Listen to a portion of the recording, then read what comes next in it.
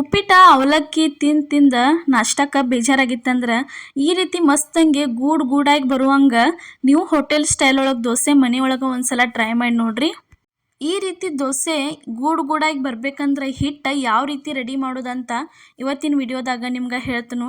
ಅದ್ರ ಜೊತೆ ದೋಸೆನೂ ಮಾಡಿ ತೋರಿಸಿದೀವ್ರಿ. ಈ ಮೆಥಡ್ ಒಳಗೆ ಒಂದ್ಸಲ ನೀವು ದೋಸೆ ಮಾಡ್ಕೊಂಡ್ರಂದ್ರೆ ಮಸ್ತಂಗೆ ದೋಸೆ ರೆಡಿಯಾಗಿ ಬರ್ತಾವೆ. ಅದಕ್ಕಿಂತ ಮೊದಲು ನಿಮ್ಗೆ ಪ್ರಿಯಾಸ್ ಕಿಚನ್ಗೆ ಸ್ವಾಗತ.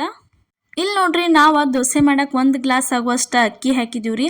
ಅದೇ ಗ್ಲಾಸಿಲೇನ ಇನ್ನೊಂದು ಗ್ಲಾಸ್ ಆಗುವಷ್ಟು ರೇಷನ್ ಅಕ್ಕಿ ತೊಗೊಂಡಿದೀವ್ರಿ ನಾವಿಲ್ಲಿ ದೋಸೆ ಮಾಡಕ್ಕೆ. ಇಲ್ಲೇ ಅದೇ ಗ್ಲಾಸಿಲೆ ಅರ್ಧ ಗ್ಲಾಸ್ ಏನೈತಲ್ಲ ಉದ್ದಿನ ಬೇಳೆ ಹಾಕಿದೀವಿ. ಅದಾದ್ಮೇಲೆ ಇಲ್ಲೊಂದು ಸಪ್ರೇಟ್ ಬೌಲ್ ಒಳಗೆ ಅರ್ಧ ಗ್ಲಾಸ್ ಆಗುವಷ್ಟು ಅವಲಕ್ಕಿ ಹಾಕ್ತೀವ್ರಿ. ಅದಾದ್ಮೇಲೆ ಇದನ್ನೆಲ್ಲ ಚೆನ್ನಾಗಿ ಅಕ್ಕಿ ಮತ್ತು ಉದ್ದಿನ ಬೇಳೆ ಇಲ್ಲಾಂದ್ರೆ ಒಂದು 4-5 ಸಲಾರೇ ತೊಳಿಬೇಕ್ರಿ. ಅಷ್ಟು ತೊಳೆದೀವಿ ನಾವು. ಮತ್ತು ಅವಲಕ್ಕಿನೂ 2 ಸಲ ತೊಳಿರಿ. ಅದಾದ್ಮೇಲೆ ನೋಡ್ರಿ, ಇಲ್ಲಿ ಏನು ತೊಗೊಂಡಿದೀವಿ ಅಂದ್ರೆ ಅರ್ಧ ಗ್ಲಾಸ್ ಆಗುವಷ್ಟು ಸಣ್ಣ ರವೆ ತೊಗೊಂಡಿದೀವ್ರಿ. ಉಪ್ಪಿಟ್ಟು ಮಾಡೋ ರವೆ ತೊಗೊಂಡಿವಿ, ಸಣ್ಣ ರವೆ, ಚಿರೋಟಿ ರವೆ ಅಂತಲೂ ಕರೀತಾರೋ. ಅದನ್ನೂ ಒಂದು ಸಲ ತೊಳ್ಕೊಂಡು ತಂದು ಇದ್ರೊಳಗೆ ಸೇರಿಸಿ ಇವಷ್ಟು 4 ಥರ ಸೇರಿಸಿ ಏನೈತಲ್ಲ ಇದನ್ನು ನೀರು ಹಾಕಿ ರಾತ್ರಿ ನೆನೆಯಾಕ ಇಡಬೇಕ್ರಿ. ಬೆಳಗ್ಗೆ ಇಡೋ ಅವಶ್ಯಕತೆನೇ ಇಲ್ಲ. ಈ ಥರ ಮಾಡಿ ನೈಟ್ ನೀವು ನೆನೆಯಾಕ ಇಟ್ರಂದ್ರೆ ಮುಗೀತ್ರಿ. ಬೆಳಿಗ್ಗೆ ಎದ್ದು ಕೂಡಲೇ ರುಬ್ಕೊಂಡು ಆ ರೀತಿ ಮಸ್ತಂಗೆ ಗೂಡಾಗಿ ಬರುವಂಗೆ ನೀವು ಏನೈತಲ್ಲ ದೋಸೆ ಮಾಡ್ಕೊಂಡ ತಿನ್ಬೋದು. ಭಾರಿ ಅಂದ್ರೆ ಭಾರಿ ಮಸ್ತಂಗೆ ರೆಡಿಯಾಗಿ ಬರ್ತಾವೆ ದೋಸೆ. ಈ ಥರ ನೋಡ್ರಿ, ಇಷ್ಟು ಸ್ವಚ್ಛಾಗಿರ್ಬೇಕ್ರಿ ಅಕ್ಕಿ. ಈ ಥರ ನೋಡ್ರಿ ಪೂರ್ತಿ ಎಲ್ಲ ಚೆಂದಂಗೆ ಅದನ್ನು ನೆನೆಯಾಕ ಇಟ್ಬಿಡದ್ಬೇಕ್ರಿ. ರಾತ್ರಿನೇ ಇದನ್ನೆಲ್ಲ ಹಾಕಿ ಇಟ್ಬಿಡುದ್ರಿ ನೀವು. ಬೆಳಗ್ಗೆ ಎದ್ದು ಕೂಡ್ಲೇನ ಇಲ್ಲೈತಿ ಏನೈತಲ್ಲ ಅದನ್ನು ತಂದು ಮಿಕ್ಸಿಗೆ ಹಾಕತ್ತೀವಿ ನೋಡ್ರಿ. ಇಲ್ಲೇ ತೋರ್ಸಾತೀವಿ.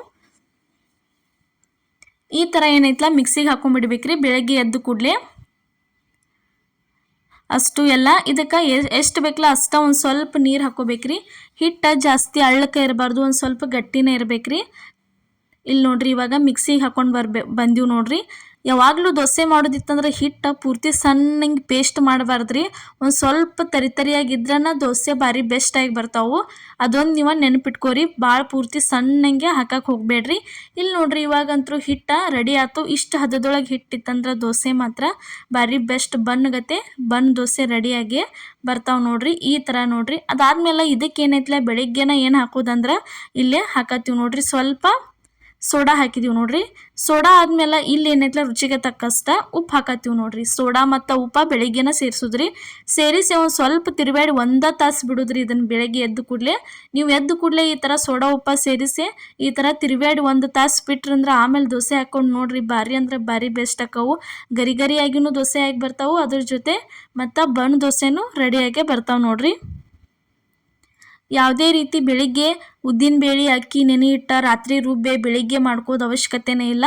ಈ ಥರ ಏನೈತಲ್ಲ ನೀವು ರಾತ್ರಿ ನೆನೆ ಇಟ್ಟ ಬೆಳಿಗ್ಗೆ ರುಬ್ಬಿ ಮಾಡ್ಕೊಂಡ್ರೆ ಹಿಟ್ಟು ಏನೈತಲ್ಲ ಸ್ವಲ್ಪ ಹುಳಿ ಆಗಂಗಿಲ್ಲ, ಏನಿಲ್ಲ. ದೋಸೆನೂ ಅದ್ರ ಜೊತೆ ಭಾರಿ ಬೆಸ್ಟಾಗಿ ಬರ್ತಾವೆ. ಇಲ್ಲಿ ನೋಡ್ರಿ, ಇವಾಗ ಏನೈತಲ್ಲ ದೋಸೆ ಹಾಕಕ್ಕೆ ಸ್ಟಾರ್ಟ್ ಮಾಡ್ತೀವಿ ನೋಡ್ರಿ. ನಾವು ತೋರ್ಸಾತೀವಿ. ಹಿಟ್ಟಂತರೂ ರೆಡಿ ಆಯ್ತು ನೋಡ್ರಿ. ಇಲ್ಲಿ ಏನೈತಲ್ಲ ನೋಡ್ರಿ, ನೆಕ್ಸ್ಟ್ ಗ್ಯಾಸ್ ಮೇಲೆ ತವಾ ಕಾಯಕ್ಕಿಟ್ಟಿದ್ವು. ತವಾ ಕಾದತ್ ನೋಡ್ರಿ. ಇಲ್ಲೇ ತೋರ್ಸಾತೀವಿ. ಹಿಟ್ಟು ರೆಡಿ ಆಗೈತ್ರಿ. ಅದ್ರ ಜೊತೆ ತವಾ ಕಾದತಿ. ತವಕ್ಕೆ ಏನೈತಲ್ಲ ಒಂದು ಸ್ವಲ್ಪ ಈ ರೀತಿ ನೀರು ಗೊಜ್ಜೆ ಒರೆಸ್ಕೋಬೇಕ್ರಿ. ಒಂದು ಬಟ್ಟೆ ತೊಗೊಂಡು ಒರೆಸ್ಕೋಬೇಕು, ಕಾಟನ್ ಬಟ್ಟೆ ತೊಗೊಂಡು. ಇಲ್ಲಿ ಏನೈತಲ್ಲ ನಾವು ನಾನ್ ಸ್ಟಿಕ್ ತವಾ ಯೂಸ್ ಮಾಡಿದೀವ್ರಿ. ಈ ತವಾ ನಿಮಗೂ ಬೇಕಾದ್ರೆ ಪ್ರಾಡಕ್ಟ್ ಲಿಂಕ್ ಹಾಕಿರ್ತೀವಿ, ನೀವು ಬೇಕಾದ್ರೆ ಪರ್ಚೇಸ್ ಮಾಡ್ಕೊಡ್ರಿ. ಇಲ್ಲಿ ನೋಡ್ರಿ, ಇವಾಗ ಏನೈತಲ್ಲ ದೋಸೆ ಹಿಟ್ಟು ಹಾಕಿದ್ವಿ. ಭಾಳ ತೀಡಂಗಿಲ್ರಿ. ಇಷ್ಟ ಒಂದು ಸ್ವಲ್ಪ ತೀಡಿಬಿಟ್ರಂದ್ರೆ ಮುಗಿತ್ರಿ. ದೋಸೆ ಮಸ್ತ್ ಮೆತ್ತಗಂಗೆ ಆಗಿ ಬರ್ತಾವೆ. ಹಲ್ಲು ಇಲ್ದವ್ರು ಇರ್ತಾರಲ್ಲ, ವಯಸ್ಸಾದವ್ರದ್ದು ಇದ್ದಾಗ ಅಂಥವ್ರಿಗೆ ಈ ಥರ ಮಾಡಿಕೊಟ್ರಂದ್ರೆ ಇಷ್ಟಪಟ್ಟು ತಿಂತಾರೆ. 1-2 ದೋಸೆ ಏನೈತಲ್ಲ ಜಾಸ್ತಿನ ತಿಂತಾರೆ ನೋಡ್ರಿ. ಇವಾಗ ಯಾವ ಥರ ಗೂಡಾಗಿ ದೋಸೆ ಬರತ್ತಾವ ಅಂತ ಹೇಳಿ ನಿಮ್ಗೆ ತೋರ್ಸಾತೀವಿ ನೋಡ್ರಿ. ಈ ಥರ ಗುಳ್ಳು ಎಳ್ಬೇಕ್ರಿ. ಅಂದ್ರನ ದೋಸೆ ಭಾರಿ ಬೆಸ್ಟ್ ಆಕ್ಕವು. ಮತ್ತು ರಾತ್ರಿ ನೆನೆ ಇಟ್ಟ ಬೆಳಿಗ್ಗೆ ರುಬ್ಬಿ ಮಾಡ್ಕೊಂಡ್ರೆ ಒಂದು ಸ್ವಲ್ಪ ಹಿಟ್ಟು ಹುಳಿ ಆಗಂಗಿಲ್ಲ, ತಲೆ ನುಸಂಗಿಲ್ಲ, ಏನಿಲ್ಲ. ಆರೋಗ್ಯಕ್ಕೂ ಒಳ್ಳೇದಿರ್ತೈತಿ. ಅದ ನೀವು ಬೆಳಿಗ್ಗೆ ನೆನೆ ಇಟ್ಟ ರಾತ್ರಿ ರುಬ್ಬಿ ಮತ್ತು ಮರುದಿನ ಬೆಳಿಗ್ಗೆ ಅದನ್ನು ಮಾಡ್ಕೊಂಡ್ರೆ ಹಿಟ್ಟೂ ಹುಳಿ ಆಗಿರ್ತೈತಿ. ದೋಸೆನೂ ಮಧ್ಯಾಹ್ನ ಅನ್ಗುಡ್ದ ದೋಸೆ ಹಿಟ್ಟು ಹಾಳಾಗಿರ್ತೈತಿ. ಅದಕ್ಕೆ ನೀವು ಏನೈತಲ್ಲ ಈ ಥರ ಮಾಡ್ಕೊಂಡ್ರಿ ಅಂದ್ರೆ ದೋಸೆ ಹಿಟ್ಟ ಇಡೀ ದಿನ ನೀವು ದೋಸೆ ಮಾಡ್ಕೊಂಡು ತಿಂದರೂ ಹುಳಿ ಆಗಂಗಿಲ್ಲ, ಏನೂ ಇಲ್ಲ. ಇಲ್ಲಿ ನೋಡ್ರಿ, ಪೂರ್ತಿ ಎಲ್ಲ ಈ ರೀತಿ ಗೂಡಾಗಿ ಬಂತಂದ್ರೆ ಇದಕ್ಕೆ ಏನೈತಲ್ಲ ಒಂದು ಸ್ವಲ್ಪ ಸುತ್ತಲೂ ಎಣ್ಣೆ ಹಾಕ್ಬೇಕು ನೋಡ್ರಿ. ಎಣ್ಣೆ ಹಾಕಿ ಒಂದು ಸೈಡ್ ಚಂದಂಗೆ ಬೆಂದೈತೆ ನೋಡ್ರಿ. ಯಾವ ರೀತಿ ರೆಡ್ಡಂಗೆ ಆಗಿ ಬಂದೈತಿ.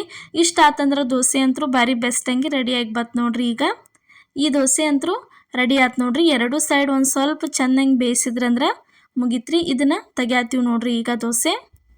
ಅದಾದ್ಮೇಲೆ ನೋಡ್ರಿ ಇದ ಮೆಥಡ್ ಒಳಗೆ ನಾವೇನೈತ್ಲ ನಿಮಗೆ ಈಗ ಇನ್ನೊಂದು ದೋಸೆ ಹಾಕಿ ತೋರ್ಸಾತೀವಿ ನೋಡ್ರಿ. ಇದಂತರೂ ಒಂದು ದೋಸೆ ಈಗ ರೆಡಿ ಆಯ್ತು ನೋಡ್ರಿ. ಇಲ್ಲಿ ಇನ್ನೊಂದು ದೋಸೆ ಹಾಕಕ್ಕೆ ತವಾಕೊಂದು ಸ್ವಲ್ಪ ನೀರು ಗೊಜ್ಜೆ ಈ ಥರ ಒರಿಸಿ ತಕ್ಕೊಂಡ ದೋಸೆ ಹಾಕತ್ತೀವಿ ನೋಡ್ರಿ. ಭಾಳ ಅಗಲಂಗೆ ತೀಡಬಾರ್ದ್ರಿ. ಈ ದೋಸೆ ಯಾವಾಗಿದ್ರು ಏನೈತ್ಲ ಸ್ವಲ್ಪ ದೀಪಂಗೆನ ಇರಬೇಕು ಅಂದ್ರನ ಚಲೋ ಆಗಿ ಬರ್ತಾವ ಇವ ನೋಡ್ರಿ. ಈ ಥರ ಪೂರ್ತಿ ಎಲ್ಲ ಚಂದಂಗೆ ಅವನ್ನ ಈ ರೀತಿ ಗುಳ್ಳಿ ಎಳುವಂಗೆ ಬಿಡ್ಬೇಕ್ರಿ. ಅದಾದ್ಮೇಲೆ ಇದಕ್ಕೇನೈತ್ಲ ಸ್ವಲ್ಪ ಏನೈತಿ ಎಣ್ಣೆ ಹಾಕ್ಬೇಕ್ರಿ. ಇದೇ ರೀತಿ ಇನ್ನೂ ಹಲವಾರು ರೆಸಿಪಿಗಳನ್ನ ನಮ್ಮ ಪ್ರಿಯಾಸ್ ಕಿಚನ್ ಚಾನಲ್ ಒಳಗೆ ಹಾಕಿದ್ವು.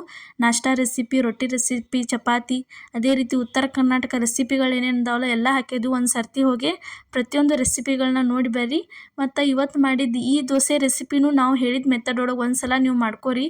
ಹಿಟ್ಟು ಹುಳಿ ಆಗಂಗಿಲ್ಲ, ಏನಿಲ್ಲ, ದೋಸೆನೂ ಭಾರಿ ಬೆಸ್ಟಾಗಿ ಬರ್ತಾವೆ ನೋಡ್ರಿ. ಈ ಥರ ಸುತ್ತಲೂ ಎಲ್ಲ ಚೆಂದಂಗೆ ಒಂದು ಸ್ವಲ್ಪ ಎಣ್ಣೆ ಬಿಟ್ಕೋಬೇಕ್ರಿ.